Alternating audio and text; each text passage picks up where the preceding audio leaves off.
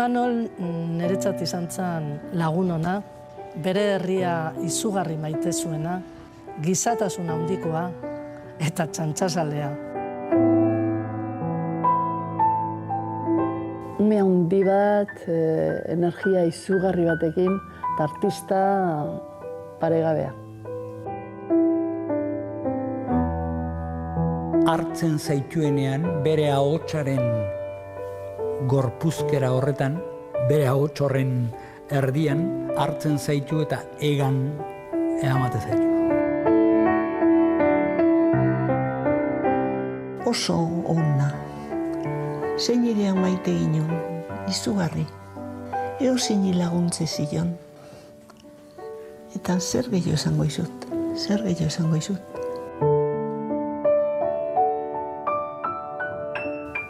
Artista, handia, modernoa eta ausarta.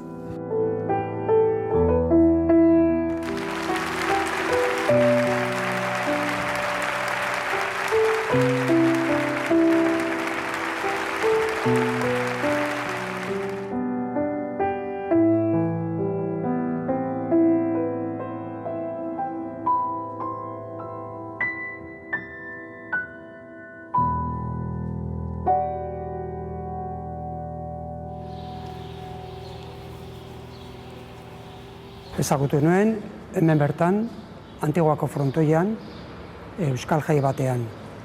Bera dantzaria zen, hemen Luisekoak, eta gu argia dantzataldekoak. Eta handik bi hiru hilabetera, gure taldean azaldu ziren, eta erabaki zuten gurekin gelditzea. Argia dantzataldea guretzat dantzatalde bat baino gehiago zen.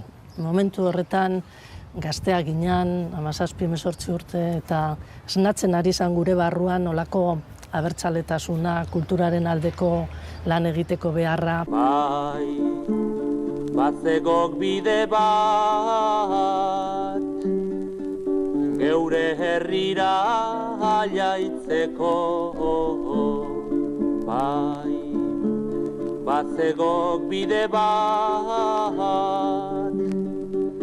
geure herrira jaitzeko, bai. Gu uste genuen herri hau zerbait gehiago behar zuela, eta orduan, ni aukera izan nuen etan sartzeko, eta handi pixkatea, Imanol ere etan sartu zen. Estado de excepción zela eta, atxiloketa ugaldu ziren, eta hortan haiek eta hirurok kartzela joan ginen. Komisari neontzian, 9 egunetan. Beak esatezun izugarrik pasazitula. Orduan pasazitun buruko minaiek, etzitula sekula astuko. Jipoitua izan zen, nik esango nuke jipoitua edo jipoiak sistematiko egiten dian tortura ditu behar zaiola, eta Imanol torturatu izan zen. Jakin genuen, bazala kantaldi bat, klandestinoa, Iba eta inguruan, Iba eta Donostiko auzoan, antxe sartu ginen, eta zan lokal beltza oso argi gutxi, jende guztia erretzen, keaz betea, eta han fondoan zeuden kantari batzuk. Eta antxe entzonun lehenbiziko aldiz ni Imanol kantuan. Deskubritu genuen beste kantagintza bat, oso diferentea, ordu arte ezautzen genuena, zen ez dokamairuk egiten zuena. Batzuk legalitatea bilatzen zuten, eta eszenategi batean abestea. Imanolek plazetan eta abesten zuen, eta klandestinitatean edo eskutuan behintzatez. Imanolek erabiltzen zituen metaforak indartzeko berak esan behar zuena. Otsoaren burua botatzeko adibidez, hor ematen zuen indarla. Eta, besteak nola zentzura pasa behar zuten, erabiltzen zuten metafora harinak eufemismo modura, ezta? Kantu lehorragoak zian, agian buiosoagoak, gordinagoak kantatzeko moduan. Ez jaia, ez dantza, herria lutoz dago. Ta ez jaia, ez dantza, triste daukat bihotza. Zenbat mingain josia, zanpatuta. Kartzelatik atera zanean, Imanolek lehenengo diska entzun, klandestinidadean, diska txiki bat zan, 4 kantakin, hor zeuden langile bat naiz eta ez ditugu jairik nahi. Grabatu zen Antiguako Elizako sotoan, magnetofoi batean, Imanolen abestia hori abiadura handiago eman zizaion, bere ahotsa distorsionatzeko eta hola poliziak zezan Imanolen ahotsa ezagutu. Herria lutoz dago, ta ez jaia, ez dantza, triste daukat bihotza. Azala xumea izan zen eta azalak margotu zuen Etxus Mairiondok. Guzti hori beste aldean egin zen eta gero alde hontara berriro pasa zen hemen banatzeko. Utzita dijoaz, herria edo heriotza. Jende guztiak erostezun, esate zuten, ateratze zuten dirua presoentzako zela. Ondo ikasi genitun kanta horiek eta kantatu ere alde guztietan, joaten ginen alde guztietara gure ere zerkia zan, ez? Eta beti kantatzen genitun kanta horiek guretzat lehenengo kanta protestako kantak ziren eta asko esaten ziguten eta bete egiten ziguten, ez? Ordu ezkero odola gure herrian, abertzale izatea atzo errezazan. Gaur bihar datozten urteetan, gogorra izango da bizia. Errepresioa ere gogortu egintzan eta horren ondorioz pizkat lentzio Andoni eta Imanolek alde egin zuten eta ni neuk horren ondorioz 71an ja alde egin behar izan nuen. Nere aizpa gaztienaren etxean, biltzezian, bere lagunak eta bea, ezta. Eta lagun horietako bat harrabatu zuen poliziak eta kantatu intzun.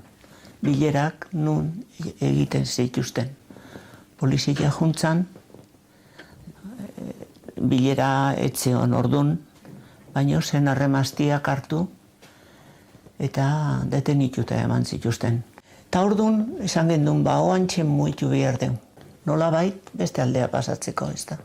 Zatikan hemen polizia ordun gogorra zan.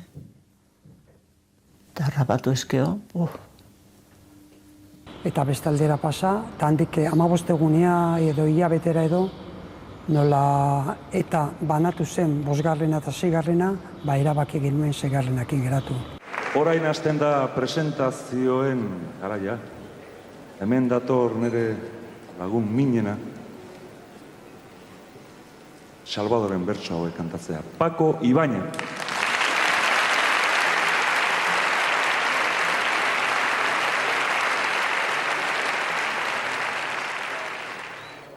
Kasualidadea, lenteak hautzitia.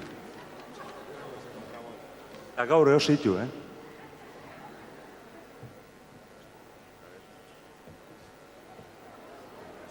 ¿Tenéis unas gafas por ahí?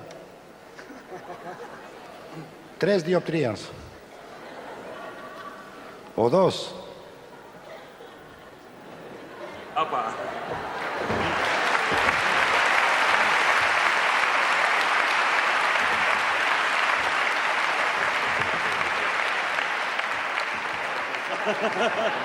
Como Dios.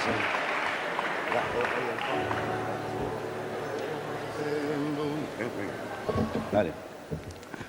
Jainkoak emaiten du hainbeste aholku, Pues Imanol lo conocí. Imanol Parisen ezagutu nuen. Ni garai hartan Parisen nengoen ezin nintzen ona itzuli. Eta bera ere antzebilen, baina nik enuen ezagutzen. Mikel Azurmendi bai, bere umea paseatzen ibiltzen zen Delambre kalean. Gu musean aritzen ginen antxe, eta hola, kaixo, agurtzen genion elkarri. Eta egun batean etorri eta esan zidan, aizu, lagunduko zenioke lagun bati, euskaldun bati. Euskal kantak abesten ditu eta lagunduko zenioke kanta batean gitarrarekin. Bueno, bai, jakina. Eta 10:00 geratu ginen Amur hotelean, Delambre kalean. Eta han agertu zen, gaueko 10:00 puntuan. Imanol antxe zegoen eta alaxe ezagutu nuen. En re haundi. Re mayor. En re haundi, Venga, dale. Vale.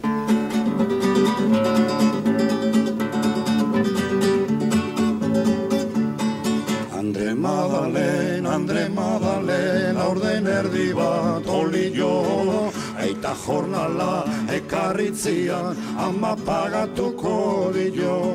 Andre Madalen. Pako bultzatu zula Imanol, bere ahots burrunbatxu hori modulatu behar zula, eta sartu zion ere poesiarekiko maitasuna. Aita pagatuko dio. Ahotsa handi bat daukasunean, egizu denbora guztien ahotsa hori atera.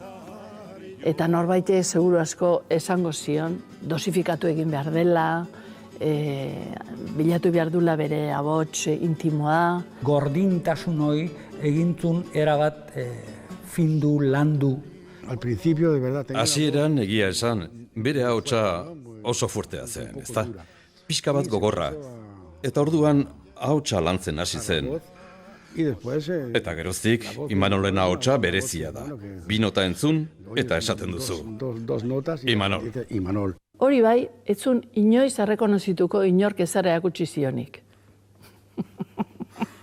Zentzu hortan nahiko arroa zen. Eta jarraitu zuen protestako kanta horiekin eta grabatu zituen beste pare bat disko, hildo berdinetik, protesta kantak zirena, Etxebarrietarena eta Martillo Pilon eta gauza horiek. Bigarren diskatera zuen garai hartan, askatasunen pausoak tinkatzen ari. Gainera, Tapiesek egin zuen azala, eta horra saltzen zen margo gorri bat, benetan indartsua. Imanol izan garai hartan oso trebea gitarrarekin, orduan Pakok egin zion sarrera bat zuek hil zineten abestian.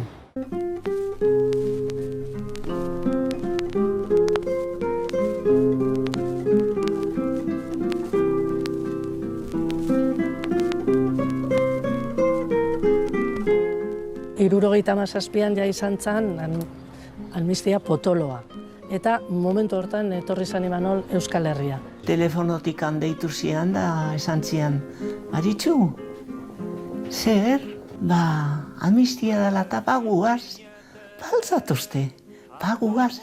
Eta deitze izut, aber bilatzezun etxeko eskorren bat, gu bizitzeko.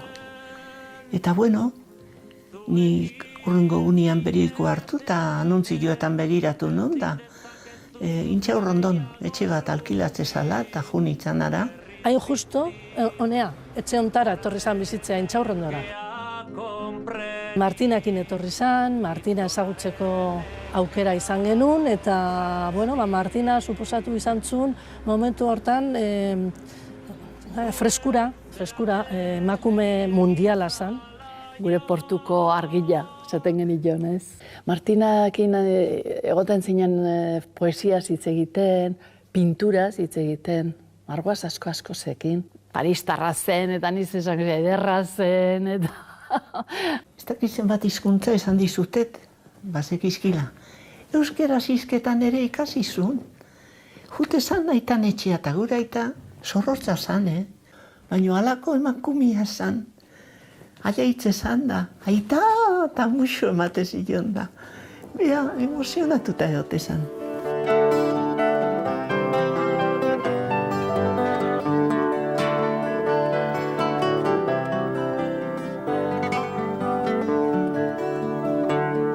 Zuetzi gabeko baso, laion dargabea, zuen antzekoa dut mundu hontan suertea. Zuen antzekoa dut mundu hontan suertea. Zeruan ez da izarrik, alde egin du haizea, negarrez erori dira basoko landarea. Negarrez erori dira basoko landarea. Hiritar mugimendu handiak zeuden, eta Imanoli eskatzen genion bakoitzean parte hartzeko halako kantaldietan, beti baietza ematen zuen, eta beti musutruk. Bete bere militantzia barrun abesten zuen, inolako beste pretensiorik gabe edo. Garai hortan, gu aurretikan eta 5., 6. banatketa eman zanean, 6. alde posizionatuta ginenez, espainolista txartela jarri ziguten, eta hori auzolanetan eta Imanolen emanaldietan eragina handia izan zuen, eta nahiko puteatutak egon ginen orokorrean, ez? Hala eta guztiz, Imanolek ideak oso garbi zeuzkan eta inoiz etzan kikildu. Zuen edonork berarekin kantatu nahi, eta zailtasun batekin topatu zen, eta deitu ninduten, eta bere ala galditu egin zidaten gaine. Imanol eta Oskorrikin da, baina etorri nahi dek, eta nik zena, bai, ni joango nahi. Hortik, lagun handiak egin ginen, eta, orduan sarritasun handiz ere ikustez paginan, baina bai oso konplizidade sendua eta konplizidade handiaz uztartu genuen gure harremana, ez? Maitia galdegin zaukan lana banuenez, lana banuela bainan, gogorik ez. Eta boikot batzuk somatzen zian hemen hanka. Eta batez ere herri txikietan, oso euskaldunak ziren herrietan.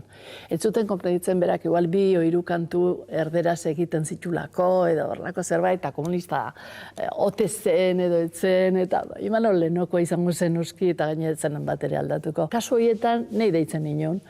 Nahi bat ere lan oso gutxikin ibiltzen itzen beti bezala, eta bat abestien mesede egiten genian, ez? Bera, baskaltzea ematen ginen, eta gero kantatzea joten ginen, dana faldu, eta gainera, osan da pasa, ez? Desmayo sobre el serantes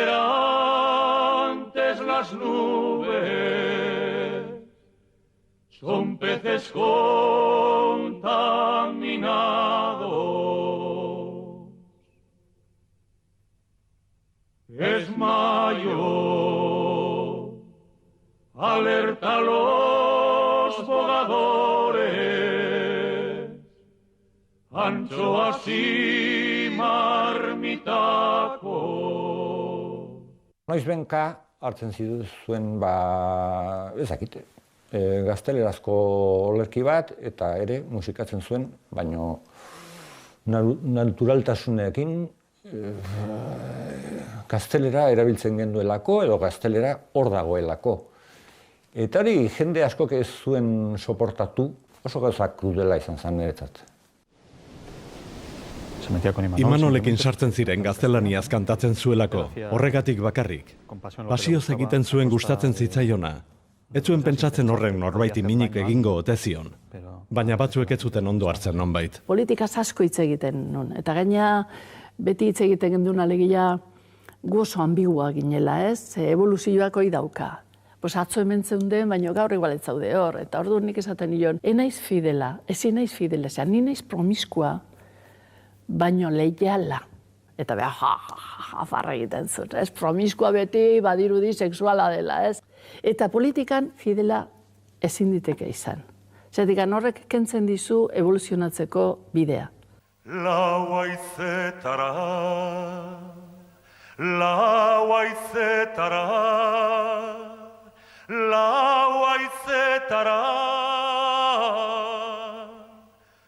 Donostiatik Iruñera.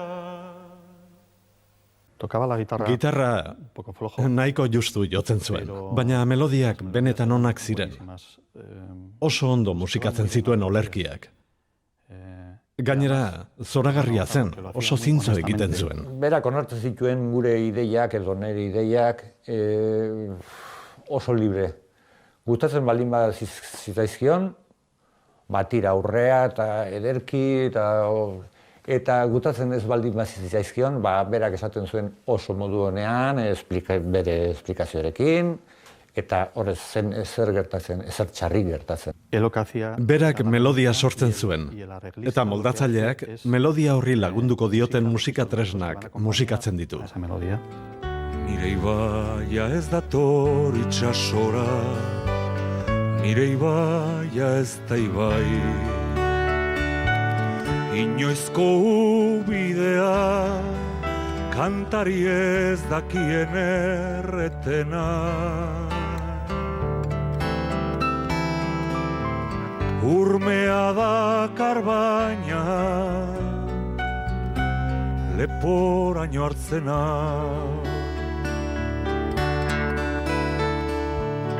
Nire ibaia ez dator itxasora, nire ibaia ez da ibai. Erreka auspeztua, izar bakarreko ispilua.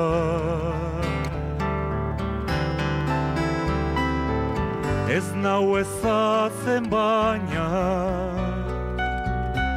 busti egitena. Poema bakoitza bere musika dauka, baina Imanolek jakin zuen beste musika baten eta egoki zen, eta ondo sartzen diren musikak eman zituen alde horretatik, hasierako diskoetatik bukaraino, nik esango nuke, euskal poesiaren historiarekin daitekela Imanolen kantakin. Era una persona que como amigo... Ez lagun gisa, músico también. Ez da musikari gisa ere, enin duen sekula epaitzen. Berak ikusten bazuen, gogotsu ari nintzela eta gustatzen zitzaidala, ez zuen sekula trabarik jartzen.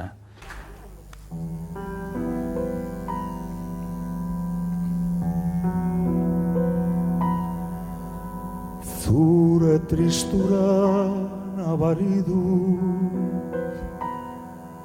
keinu partikular gisa, dintasunezan tristea, nola nahi zenuken izan. Zure tristura niretzat abesti mugarri edo izan zela.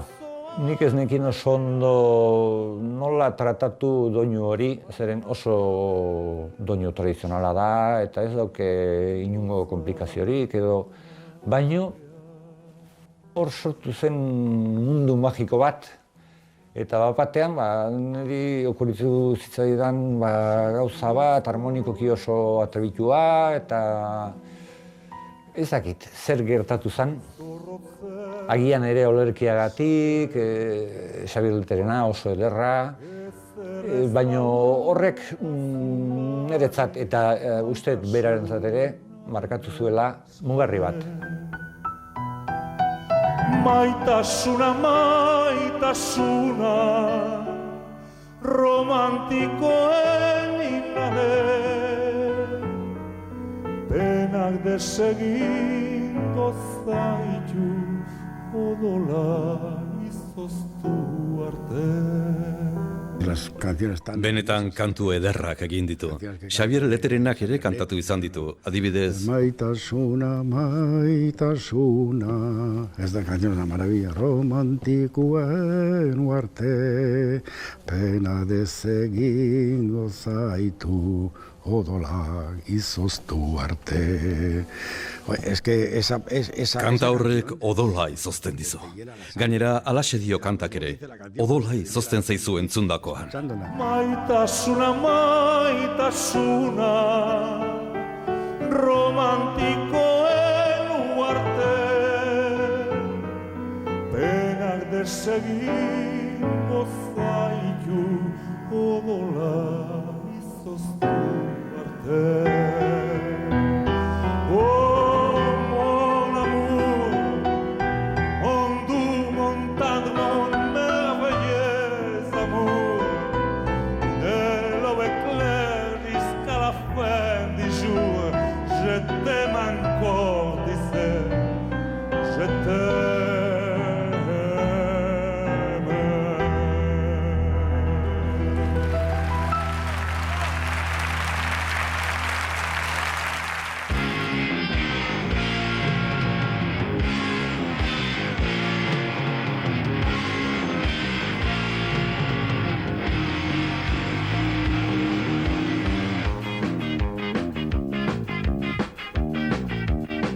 Martutenekoa gertatu zanean, sarri eta pikabea, bere emanaldiari esker irten ziren kartzelatik, etzan baloratu bere tamainan. A mí me llamó directamente Imanol. Niri Imanolek berak deitu eta esan zidan, aizu Juanan, kontzertu bat daukagu uztailaren 7an Martutenen, inporta zaizu kartzelara joatea?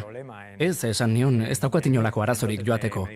Eta orduan esan zidan dena Mikel izeneko batek antolatu zuela. Hortaz Mikel Antza da. Me comentó un poco que su idea... Mikelek bere ideia zela esan zidan, kontzertua laburregi ez geratzeko. Bere taldeak berak talde bat zeukan, telonero aritzea. Ea inporta zitzaidan nik ez esan nion noski, enuela inolako arazorik. Martutenera iritsi eta gure furgonetaren ondoan beste bat zegoen. Lehenago sartu zen. Nik beste furgoneta ikusi nuenean, Mikel ere han zegoen eta esan zidan, ez furgoneta honetan ekarri ditugu gure taldearen trasteak. Ados, primeran. Furgoneta ireki eta behe soinuen 2 bozgorailu zeuden, eta gainerako ekipoak falta ziren, erdikoenak, nota altuenak, behekoen 2 bozgorailu bakarrik egundokoak eta 3 sokako baxu bat, ez zegoen besterik furgonetan. Eta orduan esan zuen, bateria jotzaileak ikaragarri gau txarra pasatu, botaka, eta ez dut uste etorriko denik, bertan behera utzi beharko dugu emanaldia. Imanolek bakarrik jo beharko du. Kontzertua 2. solairu batean zen, eta materiala behetik 2. solairura eramateko eskaileratatik igotzea genuen modu bakarra. Eskerrak presoek lagundu ziguten. Pozik geunden laguntzeko erakutsi zuten jarrerarekin. Eta kontzertua bukatu zenean materiala jaso genuen. Mikelen bozgorailuak lehenengo solairuan gelditu ziren zelda batean. Bozgorailu barruan sartu, oialezko tabak itxi eta presoek beraiek jaitsi eta kargatu zuten materiala furgonetan. Gero guk ere geure materiala jaso, agur esan eta irterako kontrola pasatu genuen. Horrelaxe alde egin genuen. Sarri, sarri, sarri, sarri, ziba zauaz. Sarri, sarri, sarri, sarri, kalera. Sarri, sarri, sarri, sarri, sarri, sarri. Cristo marcha David. Esto era un domingo por la mañana. Hau igande goizean izan zen eta 3etako telediarioan eman zuten berria. Orduan, jakina, bagenekien gau hartan bisita izango genuela. Y así fue. Atxilotu eta inkomunikatuta eduki ginduzten. Lege antiterrorista ezarri ziguten eta inkomunikatuta egon ginen 72 ordu.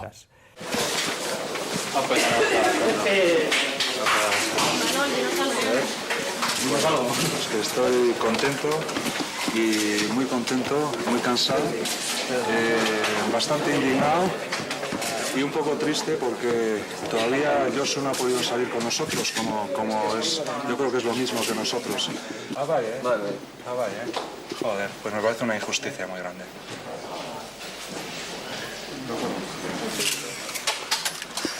Oye, ¿y os han dado de comer y eso bien?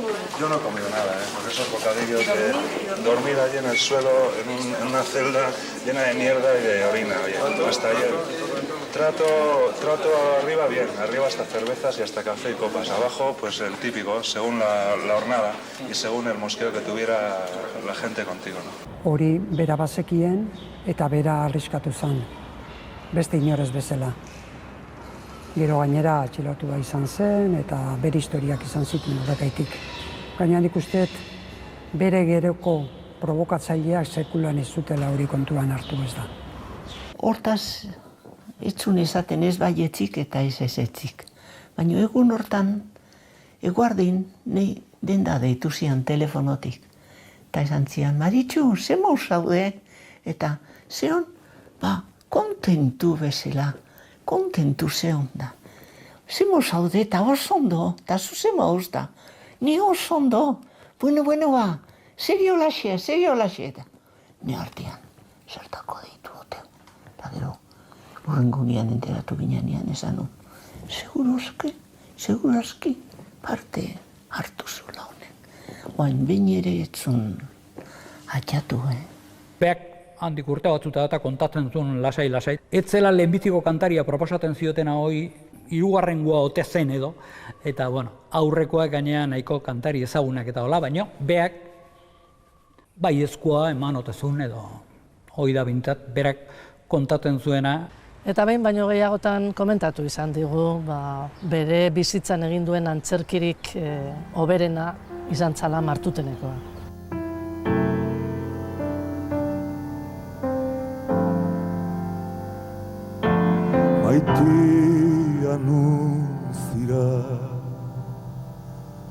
nik ez zaitut ikuste, ez berriri jakiten, nura galdu zira. Nura galdu zira. Hala kanbiatu da zure deseina,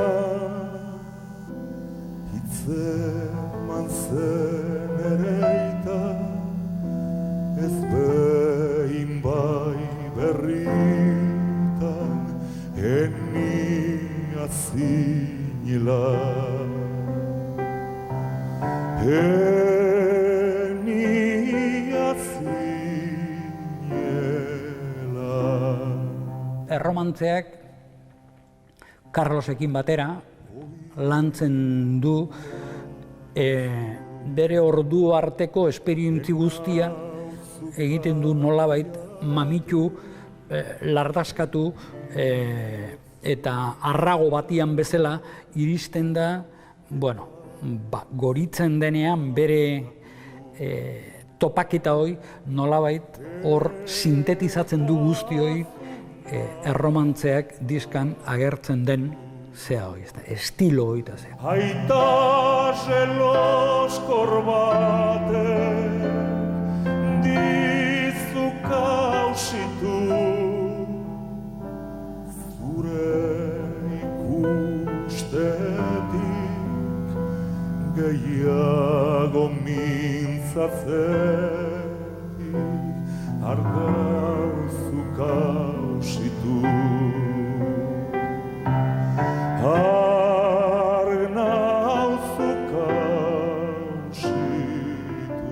Lantzeko modua izan zen oso improvisatua.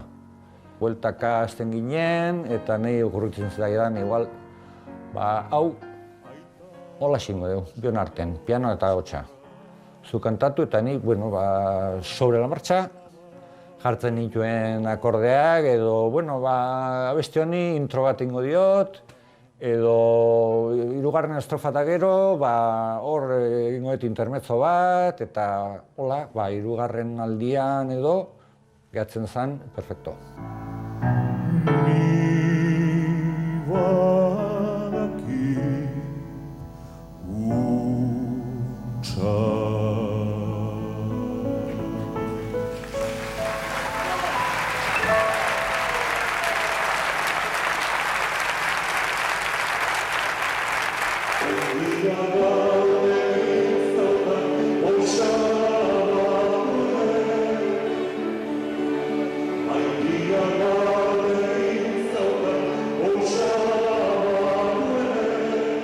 Joiesen kauza zen oso kauza zaila, ze etakoa izan dako bat, eta uzten du, eta bere bizitza egin nahi du, eta hile egiten dute, eta zen kauza zail bat zen.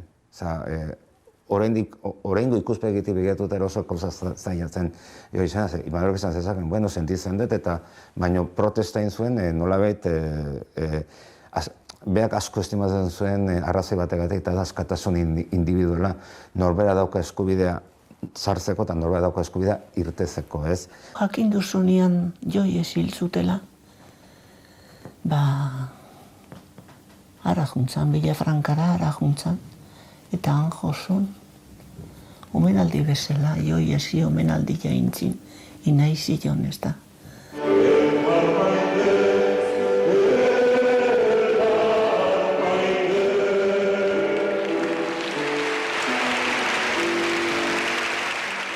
Imanol nire iritziz oso ausarta izan zen. Joiesen omenaldia antolatu zenean, bere burua prestatu zuen eta parte hartu zuen omenaldi hortan. Guk ere egon ginen omenaldi hortan, pentsatzen genulako han egon behar ginela eta nolabait salatzeko modu bat, ez genula onartzen gertatutakoa. Proposatu zigun, ea nahi genuen berarekin jo.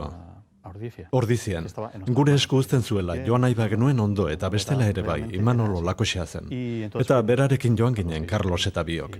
Honek asko markatu zuen Imanol.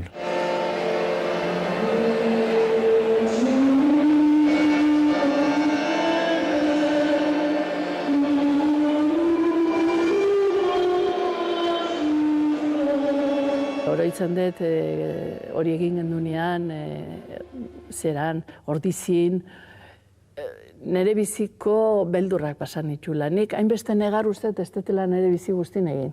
Negar egin eta egin eta seguru negoen egun hortan hil egingo gintuztela. Pareta guzti zeuden beteta. Traidores fuera, ez dakizer eta dakizer. Oso gogorra izan zen, gogorregia. Ja, pertsona batek aguantatzeko. Bera jarri zen askatasunaren alde. Pertsona bat bere erreflexioak jartzen zituelako traidore bat bihurtu zuten. Neri oso krudela iruditzen zait. Hori izan zen bere etena. Orduan, zioten hori barkatu. Hortik izan zen ja aldaketa izugarria. Nola han izan zen, handikan aurrea etxioten deitzen. Eta orduan, egia esan, poliki-poliki, ohartzen hasten da lanik gabe geratzen ari dela. Kontzertu asko galdu eta bapatean geunden lanik gabe edo gauza okerragok ere. Igual gauza prestatzen eta bapatean kotxe bat pasatu, lehioa irik eta traidor, kabron! Vivimos en un pisu batean bizi izan ginen elkarrekin urtebetez. Muchos conciertos sin dinero. Kontzertu asko dirurik gabe. No teníamos agua caliente. Ez genuen ur berorik. No podíamos pagar el gas. Ezin genuen gasa ordaindu. No teníamos. Ez zegoen zerekin berotu ezer. Su txiki bat genuen sukaldean eta kazola batean berotzen genuen zerbait. Una cosa. Zure bularretan lurperatu nun eguzkia, zure begietan urratu nuen goiza, zure hortzetan oskatu nun aserrea, zure hitzetan gorde nuen poema, zure soinean galdu nituen eskua, zure espainetan antzi nitu neurea, zure bularretan oskatu nun aserrea, zure hitzetan gorde nuen poema, zure soinean galdu nituen eskua, zure espainetan antzi nitu neurea. Gero gauza gaiztotu egin ziren eta konzertu antolatu zuen, ez? Eta lagun pilo etorri zen eta beldurraren kontrako konzertu bat. De repente ikusten dugu Imanol, micrófonos inguraturik. Imanol ha señalado en la presentación del festival que tendrá lugar el próximo domingo que no se puede andar con niñerías en estos casos y ha pedido a ETA que diga públicamente si ha sido ella o no la autora de las amenazas. Ha señalado que más que miedo se siente preocupado ante estas amenazas, preocupado por la falta de tolerancia. Esto no se puede permitir ya más. No se pueden permitir ya más amenazas a nadie. Y tenemos que ver que todos estamos contra ese tipo de amenazas. Norbaitek esaten dio, ¿y por qué cree usted que sus compañeros en su país le han abandonado? Eta bera esaten, el miedo es libre. Tardun, pensatu nuen, la madre que te parió. Ez da posible hori beak hori esatea. Jakinta, gu ez ginela kobarde batzuk. Saiatzen ginela, bai bea eta bai gu, baina ni sentitu nintzen. Era bat hor, ze gaizki. Imanol babestuta sentitu zen berriz ere. Por los amigos. Lagunek babestuta. Jende ikaragarri joan zen. Imanole galdetu zidan, ia joango nintzen konzertu partara, eta nik esan nion ezetz, sumatzen nuela manipulazio politiko zegoela horren atzean, eta ez nintzala joango, bera ondo ulertu zuen. Lagun batzuk izan zituen bere inguruan zoritzarrez ezain beste euskaldunak, baino bai estatu mailakoak, eta aurrera entzun kontzertu horrekin.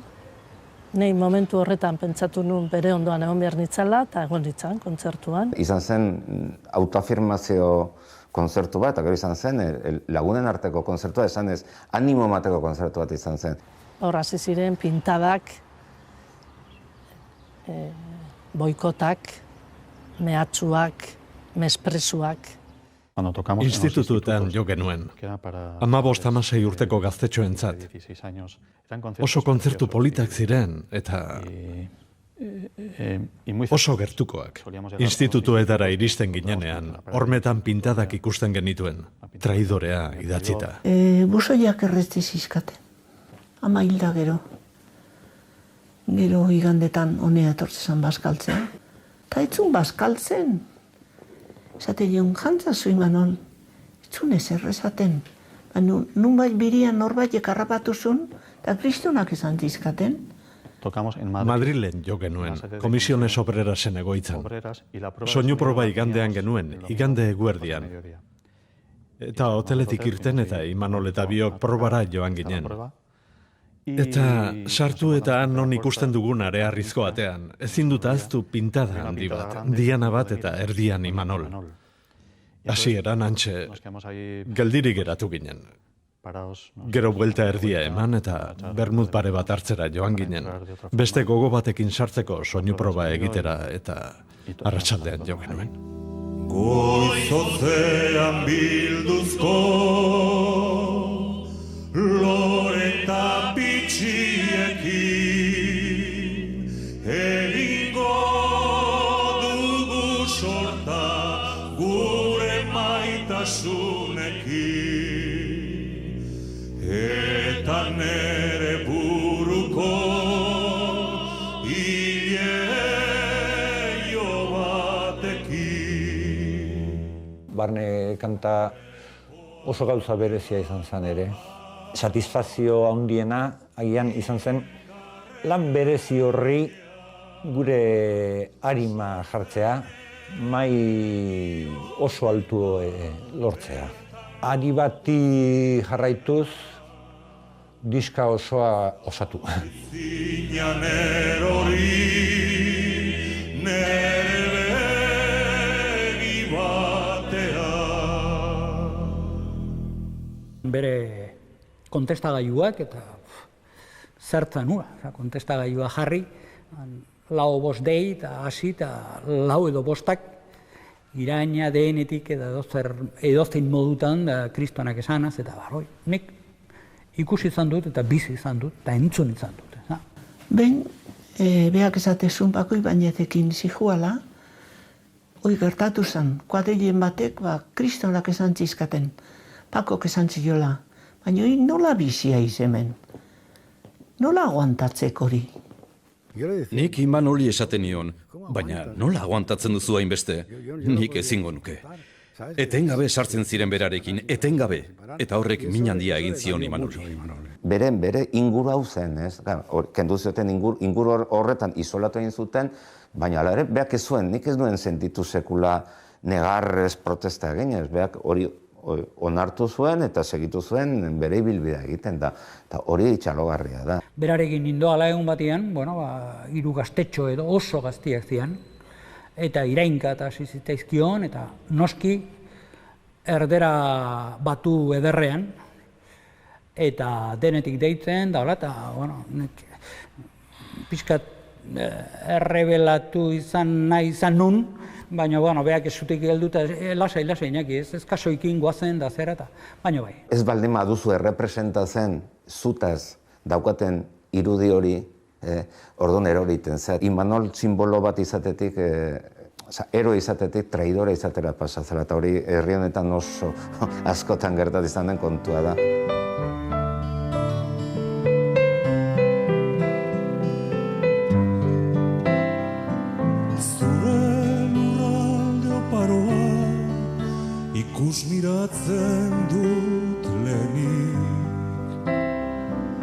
gauaren zirrikuti zelatan, eta haragiz koloreztatzen.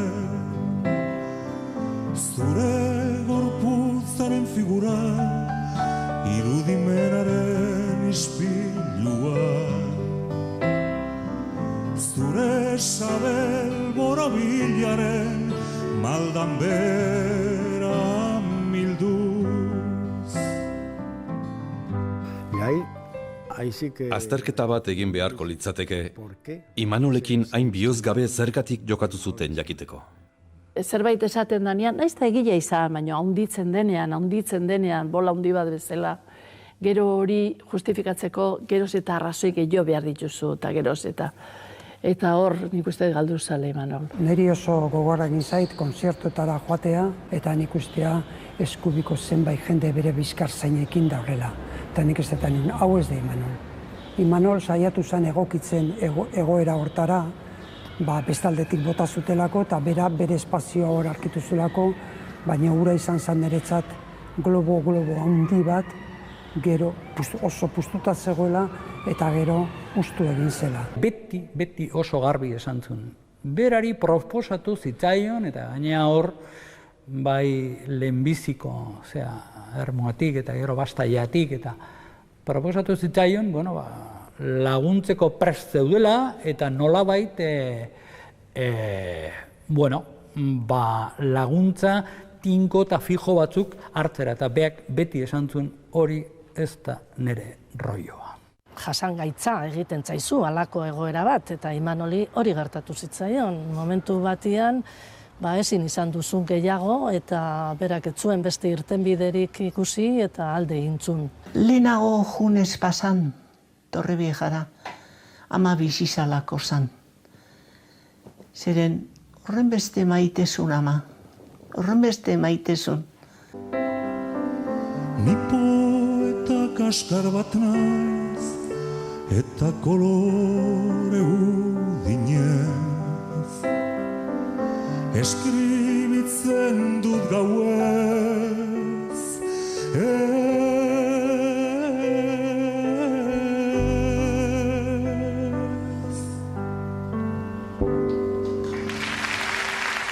Tarteka etortzen zen, kanpoan zegoenean, eta Maite Bertotza eta hirurok elkartzen ginean, eta batzutan elkartu eta gero banatzerakoan besarkatzen ginean eta bera malko zituen begileak, ez?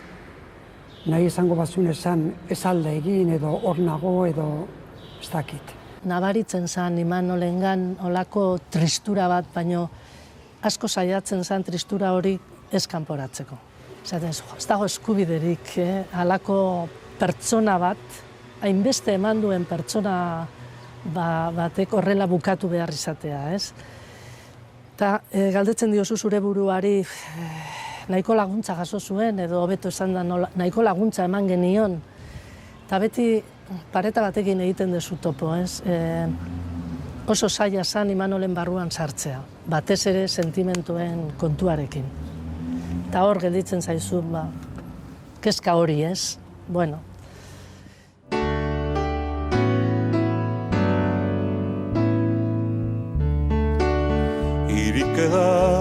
Y con quedar partirse, partir sin alma, ir con alma ajena, oír la dulce voz de una sirena y no poder del árbol desasirse, arder como la vela y consumirse, haciendo torres sobre la tierna arena, caer de un cielo y ser demonio en pena, y de serlo jamás arrepentirse, hablar entre las mudas soledades, pedir prestadas sobre la fe paciencia, creer sospechas o negar verdades, es lo que llaman en el mundo ausencia.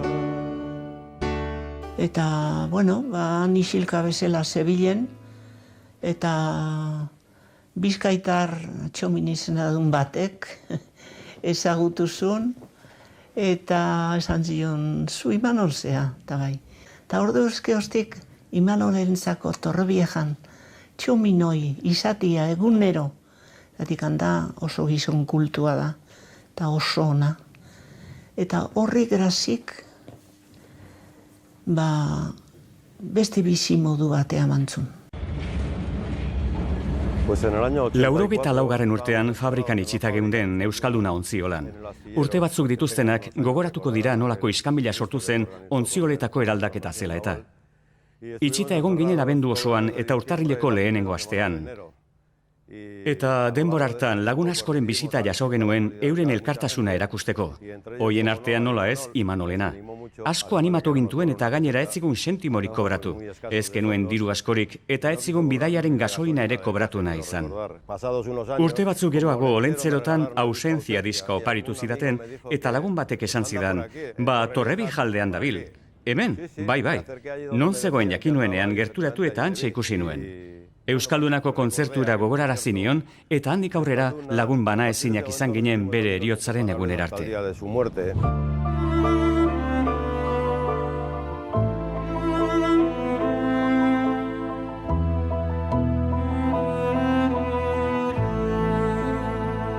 Arru berrituz dator suge gorri hori, hilea urdindu zaio atxo zarrari.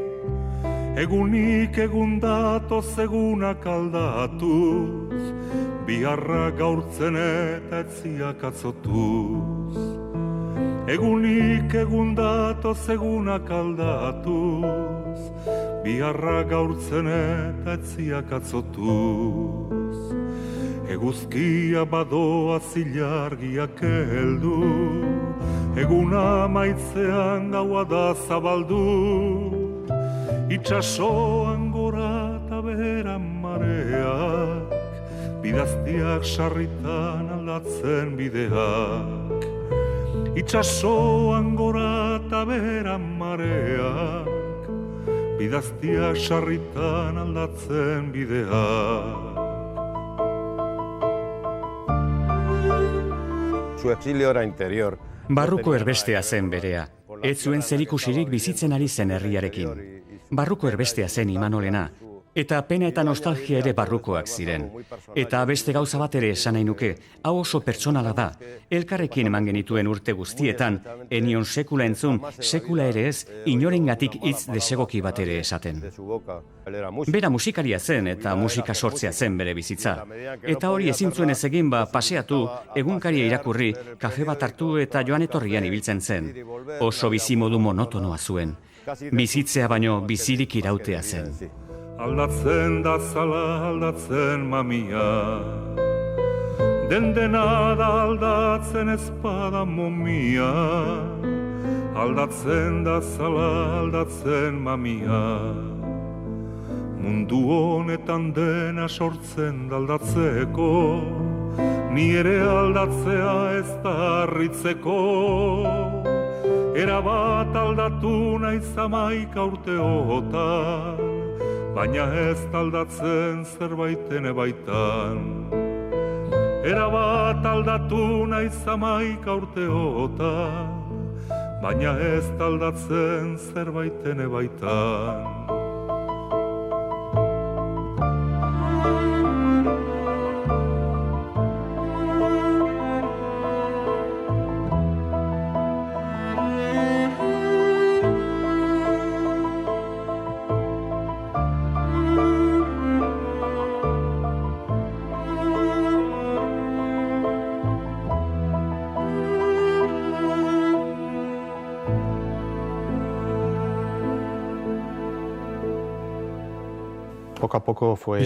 Pixkanaka. Nik uste, itzaltzen joan zen. Problema txikin bat izan zun. Etorri biharra izan zun. Eta ospitalea. Ingresatuta eontzan. Eta ubin eontzan. Oso gaizki eontzan, oso gaizki. Handikan atera. Eta ona nire etxea etorri zen. Bai. Baina zeon oso baldatua zen. Oso baldatua zen. Etzan kapaz dutxatzeko ere. nire beste bi aizpak etortze zian, dutxatze zuten, eta pasiatzea ateratze zuten da. Hemendik ateratzen dezu Imanol, da arrain bat, Kantabriko arrain bat, beste laku txiki batera, pezera batean zartza bezala, bazkenean hilekingo da. Eta nik uste autor tristezia bat hartu zuela horrelako aire urruti zegoelako ez hemendik. Ekainan 15 zan, ja dena preparatu gendun, eta atximak jetxegin izkan gauzak, Loiola kalian despeitu ginen, behaz hartu zan kotxian, eta bueno, esan gendun, nire izpatabilak gora idiotan earrezeon ginen, eta beste 10 egun bizitu zen. Atakea izan zuen gauean, arratsalde hartan, nire etxean egontzen gitarrarekin sehaska kanta batzuk grabatzen.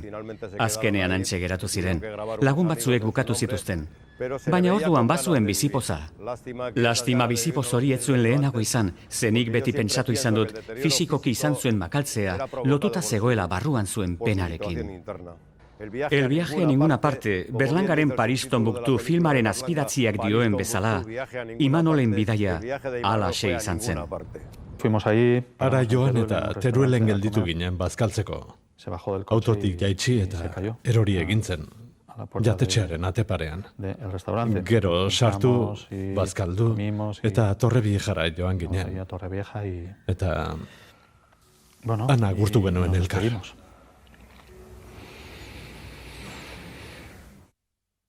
Mendian gora haritza, hautzak haitzen garitza, itxasoaren harimaka karur gainean bitxa. Kantatu nahi dut bizitza, usteltzen ez pasaititza, mundua dantzan jarriko nuke jainkoa banintza. Kantatu nahi dut bizitza, usteltzen ez pasaititza, mundua dantzan jarriko nuke jainkoa banintza. Bere artea iraundu, bere artea hor dago, osorik. Eta gaur egun inork ez du esango, zehara bera, ez. A ber. Gogoratu behar da, zenbat jarri zuen berak herri honen alde, gure hizkuntzaren alde.